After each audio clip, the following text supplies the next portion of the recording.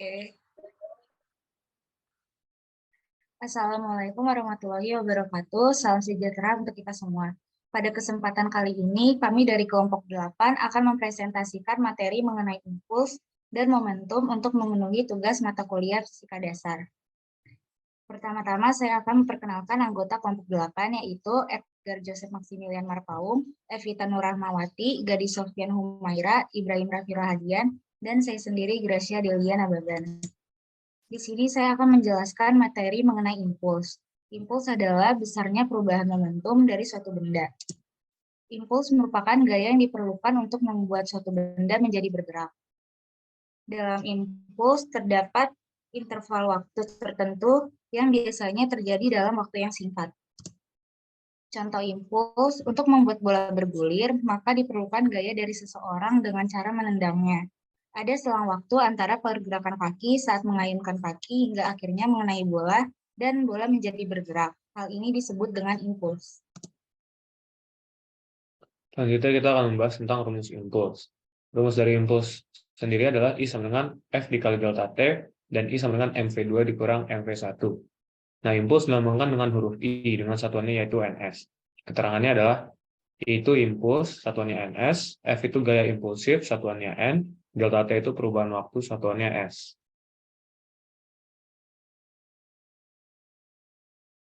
Selanjutnya kita akan membahas tentang momentum. Momentum adalah ukuran kesulitan untuk memberhentikan benda.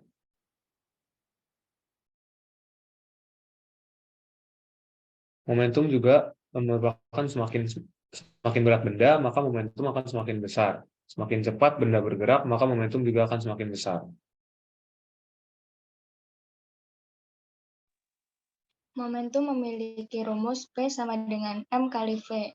Momentum dilambangkan dengan P, momentum dipengaruhi oleh massa dan kecepatan.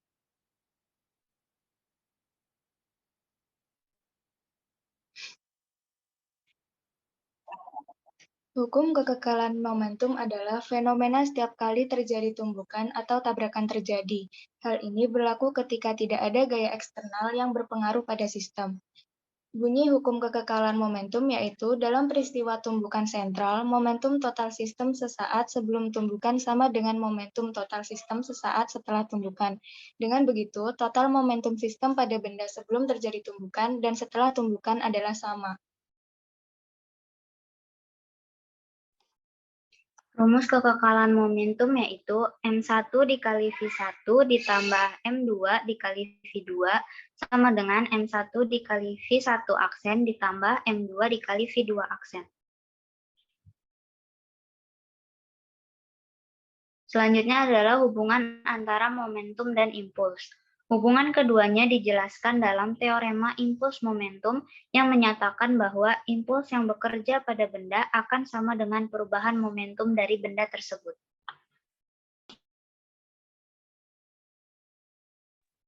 Impuls sama dengan perubahan momentum yang dialami suatu benda.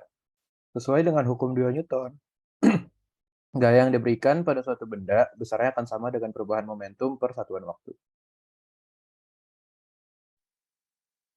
Dan persamaannya bisa dinyatakan dengan pada awalnya adalah F sama dengan M kali A, sesuai dengan hukum Newton 2, di mana percepatannya adalah delta V dibagi dengan delta T.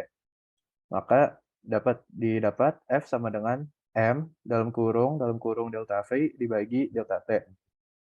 Dan kemudian T-nya bisa dipindahkan menjadi F kali delta T sama dengan MV2 dikurang MV1. Dan pada akhirnya dapat didapatkan I sama dengan delta P. Sekian dari kelompok kami, terima kasih.